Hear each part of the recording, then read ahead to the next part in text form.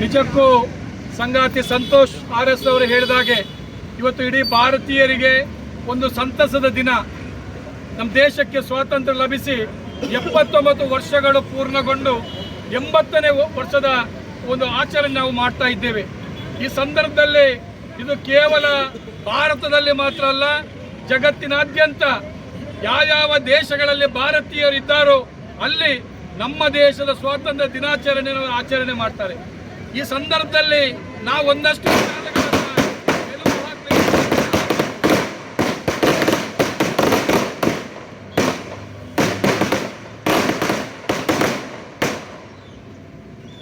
ವಿಚಾರಗಳ ಮೆಲುಕು ಹಾಕ್ಲಿಕ್ಕೆ ಸಾಧ್ಯತೆ ಆಗಬೇಕು.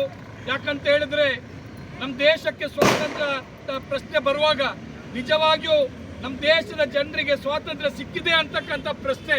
ಯಾಕಂದ್ರೆ ನಮ್ಮ ಹಿರಿಯರು ಸ್ವಾತಂತ್ರ್ಯ ಚಳುವಳಿಯಲ್ಲಿ ಭಾಗವಹಿಸಿರ್ತಕ್ಕಂಥವರು ಭಾರಿ ದೊಡ್ಡ ರೀತಿಯಾದಂಥ ಕನಸನ್ನು ಹೊಂದಿದ್ರು. ಈ ದೇಶದಲ್ಲಿ ಹುಟ್ಟಿದ ಪ್ರತಿಯೊಬ್ಬರಿಗೂ ಶಿಕ್ಷಣ ಸಿಗಬೇಕು, ಆರೋಗ್ಯ ಸಿಗಬೇಕು, ಉದ್ಯೋಗ ಸಿಗಬೇಕು, ಮನೆ ಸಿಗಬೇಕು, ಎಲ್ಲರಿಗೂ ನೆಮ್ಮದಿಯ ಬದುಕು ಸಿಗಬೇಕಂತ ಆಶಯವನ್ನು ಹೊಂದಿದ್ರು. ಆದರೆ ಇವತ್ತಿನ ದಿನ ಅದು ಸಿಕ್ಕಿದೆಯಾ ಅನ್ನುವಂಥ ಪ್ರಶ್ನೆ ನಮ್ಮ ಎದುರುಗಡೆ ಇದೆ. ಯಾಕಂತ ಹೇಳಿದ್ರೆ ನಾವು ಸ್ವಾತಂತ್ರ್ಯ ಅನ್ನುವಂಥದ್ದು ಯಾವ ಸ್ವಾತಂತ್ರ್ಯ? ರಾಜಕೀಯವಾದಂಥ ಸ್ವಾತಂತ್ರ್ಯ ಸಿಕ್ಕಿದೆ ಹೌದು, ಬ್ರಿಟಿಷರಿಂದ ನಮ್ಮ ದೇಶದ ಜನರಿಗೆ ಏನೋ ಅಧಿಕಾರ ಹಸ್ತಾಂತರ ಆಗಿದೆ ಹೌದು. ಆದರೆ ನಮ್ಮ ದೇಶದ ಒಳಗಡೆ ಇರ್ತಕ್ಕಂಥ ಭಾರತೀಯರಿಗೆ ಬದುಕುವ ಸ್ವಾತಂತ್ರ್ಯ ಸಿಕ್ಕಿದೆಯಾ? ಇದು ಪ್ರಶ್ನೆ. ನೋಡಿ, ನಾವೆಲ್ಲರೂ ಇವತ್ತು ಬೀದಿ ಬದಿ ವ್ಯಾಪಾರಿಗಳಿದ್ದೇವೆ. ನಮ್ಮ ಬಗ್ಗೆನೆ ಈ ದೇಶದ ಒಳಗಡೆ ಎಷ್ಟೊಂದು ತಾತ್ಸಾರದ ಮನೋಭಾವ. ಹಾಗಾದ್ರೆ ನಾವು ಭಾರತೀಯರಲ್ವಾ? ನಾವು ಈ ದೇಶದ ಪ್ರಜೆಗಳಲ್ವಾ? ನಮ್ಮ ಮೇಲೆ ಇವತ್ತು ದಾಳಿ ನಡೆಸ್ತಕ್ಕಂಥ ಒಂದು ವ್ಯವಸ್ಥೆ ಭಾರಿ ವ್ಯವಸ್ಥಿತವಾಗಿ ಇವತ್ತು ನಡೀತಾ ಇದೆ. ಹಾಗಿರುವಾಗ ನಮಗೂ ಕೂಡ ನಾವೇ ಇಲ್ಲಿ ಹುಟ್ಟಿ ಬೆಳೆದವರು, ಭಾರತ ದೇಶದ ಈ ನೆಲದಲ್ಲಿ ನಾವು ಬದುಕು ಸಾಗಿಸ್ತಕ್ಕಂಥವರು, ನಮಗೂ ಇಲ್ಲಿ ಹಕ್ಕಿದೆ ಬದುಕುದು. ಅದೇ ಅಂತ ಸಂದರ್ಭದಲ್ಲಿ ಈ ಸ್ವಾತಂತ್ರ್ಯದ ಮಹತ್ವವನ್ನ ನಾವುಗಳು ಅರ್ಥ ಮಾಡಬೇಕು. ಮಾತ್ರವಲ್ಲ, ಈ ದೇಶದ ಒಳಗಡೆ ಜಾತಿ ಧರ್ಮ ಬೇರೆ ಬೇರೆ ವಿಚಾರಗಳಲ್ಲಿ ನಮ್ಮ ಮಧ್ಯೆನೆ ಹುಳಿ ಹಿಂಡಿ ನಮ್ಮನ್ನ ಪ್ರತ್ಯೇಕಗೊಳಿಸ್ತಕ್ಕಂಥ ಜನಸಾಮಾನ್ಯರನ್ನ ವಿಭಜನೆ ಮಾಡ್ತಕ್ಕಂಥ ಕೆಲಸಗಳು ಆಗ್ತಾ ಇದೆ. ಅದಕ್ಕೂ ಕೂಡ ನಾವು ಅವಕಾಶ ಕೊಡಬಾರದು. ಯಾಕಂತ ಹೇಳಿದ್ರೆ ಭಾರತ ದೇಶದ ಐಕ್ಯತೆ, ಅದರಿಂದ ಈ ದೇಶದ ಜನಸಾಮಾನ್ಯರಿಗೆ ಅನುಕೂಲ. ಈ ದೇಶ ಒಂದಾಗಿರ್ಬೇಕು. ಯಾಕಂದ್ರೆ ದೇಶ ಒಂದಾದ್ರೆ ನಮ್ಗೆ ಬಡವರಿಗೆ ದುಡಿತಿರ್ತಕ್ಕಂಥವರಿಗೆ ನಮ್ಗೆ ಅನುಕೂಲ. ಯಾಕಂದ್ರೆ ಇವತ್ತು ದೇಶವನ್ನ ಕೊಳ್ಳೆ ಹೊಡಿತಕ್ಕಂಥ ಜನ ಭಾರತಕ್ಕೆ ಪಂಗನಾಮ ಹಾಕಿ ಭಾರತಕ್ಕೆ ಮೋಸ ಮಾಡಿ ಅವರು ವಿದೇಶಗಳಲ್ಲಿ ಹೋಗಿ ಭಾರಿ ಆರಾಮವಾಗಿದ್ದಾರೆ.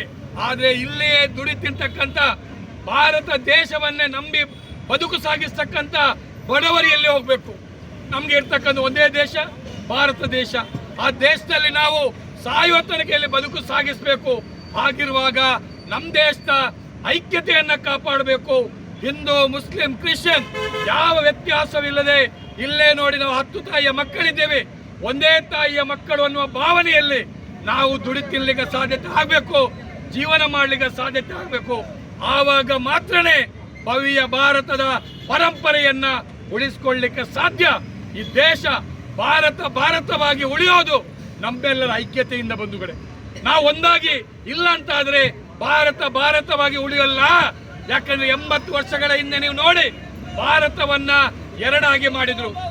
47ಕ್ಕೆ ಸ್ವಾತಂತ್ರ್ಯ ಸಿಕ್ಕಿದೆ ಹೌದು, ಆದ್ರೆ ಹಿಂತಿರುಗಿ ನೋಡುವಾಗ ನಮ್ಮ ದೇಶ ವಿಭಜನೆಗೊಂಡಿದೆ, ಭಾರತ ಪಾಕಿಸ್ತಾನ ಅಂತ ಆಗಿದೆ.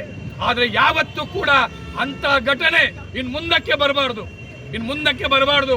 ಯಾಕಂದ್ರೆ ಅದನ್ನ ಹುಳಿ ಹಿಂಡ್ತಕ್ಕಂಥ ಜನಗಳು ನಮ್ಮ ದೇಶದ ಒಳಗಡೆ ಇದ್ದಾರೆ. ಅದಕ್ಕೆ ಅವಕಾಶ ಕೊಡಬಾರ್ದು. ದೇಶ ಒಂದಾಗಿರ್ಬೇಕು.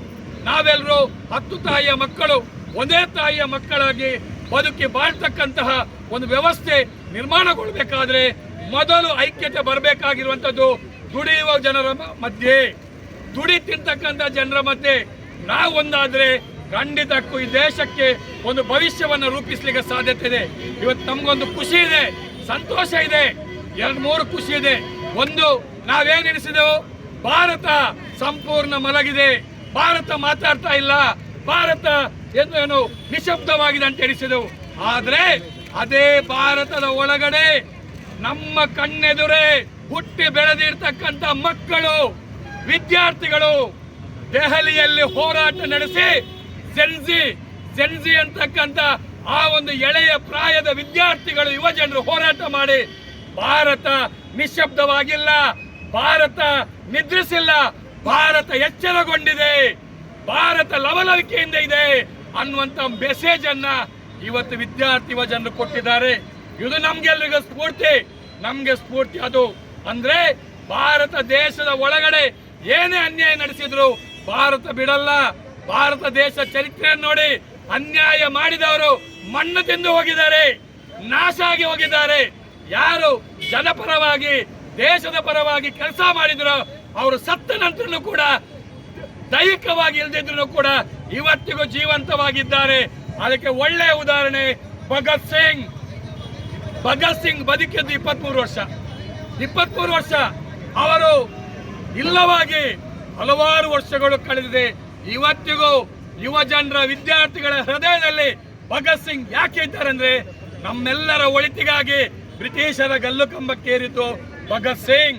ಆದ ಸಂದರ್ಭದಲ್ಲಿ ಬಂಧುಗಳೇ, ನಾವು ಇಂಥ ಒಂದು ಏನು ಸಂತೋಷದ ದಿನಾಚರಣೆಯನ್ನ ಮಾಡುವುದರ ಜೊತೆಗೆ ನಮ್ಮ ಬೀದಿ ಬದಿ ವ್ಯಾಪಾರಿಗಳು ಇಲ್ಲದಾಗಿಸಲು ಏನೆಲ್ಲ ಕುತಂತ್ರಗಳನ್ನ ಮಾಡಿದ್ರು. ಆದ್ರೆ ಸ್ವಾತಂತ್ರ್ಯದ ಮುನ್ನಾ ದಿನ ನಿಜಕ್ಕೂ ಖುಷಿ ಆಗುತ್ತೆ. ಸ್ವಾತಂತ್ರ್ಯ ಮುನ್ನಾ ದಿನ ಕಮಿಷನರ್ ಸಾಹೇಬರು ಕರೆದು ನಮಗೆ ಸಂಡೇ ಬಜಾರ್ ಮಾಡ್ಲಿಕ್ಕೆ ಅವಕಾಶ ಕೊಟ್ಟಿದ್ದಾರೆ. ಇದಕ್ಕಿಂತ ಸ್ವಾತಂತ್ರ್ಯ ಬೇರೆ ಇಲ್ಲ.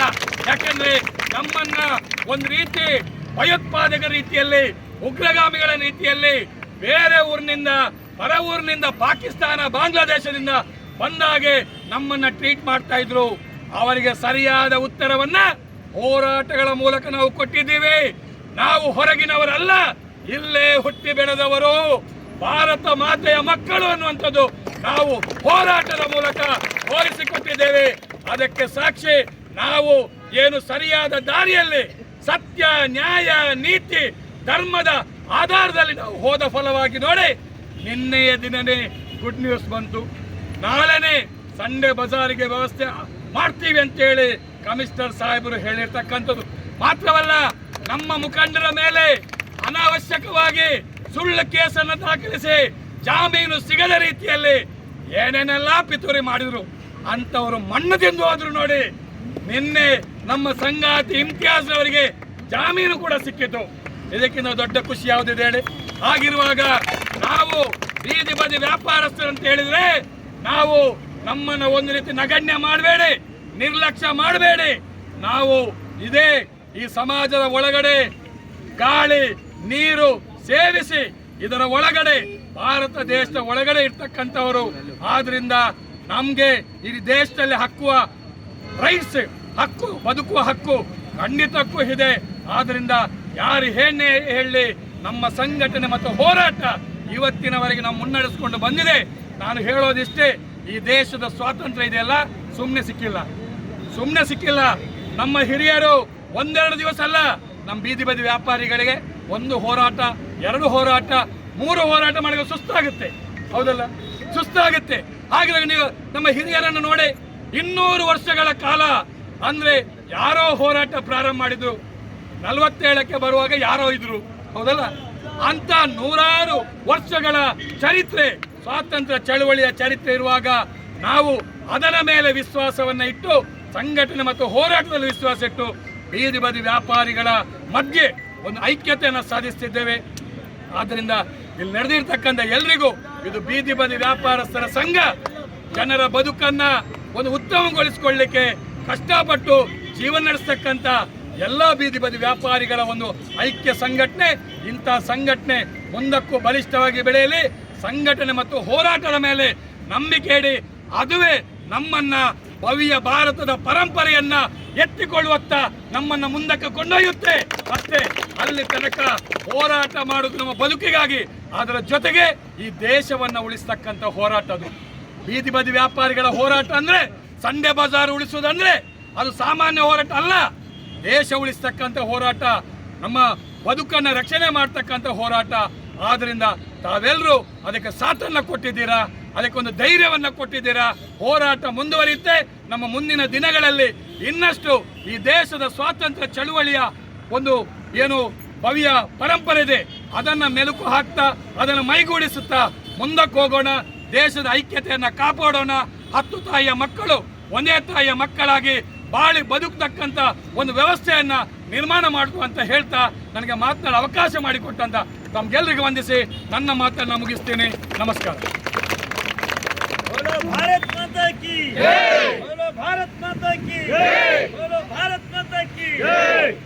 ನಮ್ಮನ್ನು ಉದ್ದೇಶಿಸಿ ಮಾತಾಡಿದಂಥ ಸಂಘದ ಕಾರ್ಯಾಧ್ಯಕ್ಷರಾದ ಸುನೀಲ್ ಕುಮಾರ್ ಬಜಾಲಿಗೆ ಧನ್ಯವಾದ ಹೇಳುತ್ತಾ, ಸಂಗತಿಗಳು ಈಗ ಇಲ್ಲಿ ನೆರೆದಂಥ ಎಲ್ಲ ಬೀದಿ ಬದಿ ವ್ಯಾಪಾರಸ್ಥರು ಹಾಗೂ ಸಾರ್ವಜನಿಕರಿಗೆ ಮತ್ತೊಮ್ಮೆ 80ನೇ ವರ್ಷದ ಸ್ವಾತಂತ್ರ್ಯೋತ್ಸವದ ಶುಭಾಶಯ ಹೇಳುತ್ತಾ ಸಂಗತಿಗಳಿಗೆ ಸಿಹಿ ತಿಂಗಳ ವಿತರಣೆ